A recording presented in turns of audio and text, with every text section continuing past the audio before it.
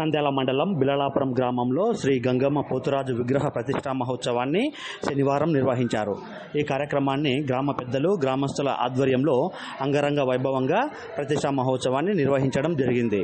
ముఖ్యంగా ప్రతిష్టా మహోత్సవంలో గ్రామ పెద్దలు, గ్రామస్తుల సహకారంతో గ్రామ సమీపంలో అన్నదాన కార్యక్రమాన్ని నిర్వహించారు. శనివారం యంత్రస్థాపనం, విగ్రహ స్థాపనం, ప్రాణ ప్రతిష్టాపనం, కూస్మాండలి వంటి కార్యక్రమాలను అమ్మవారికి నిర్వహించారు. గత 2 రోజుల నుంచి నిర్వహిస్తున్న కార్యక్రమాలు గ్రామస్తుల సహకారంతో జయప్రదం అయ్యాయని ఈ సందర్భంగా గ్రామ పెద్దలు తెలిపారు.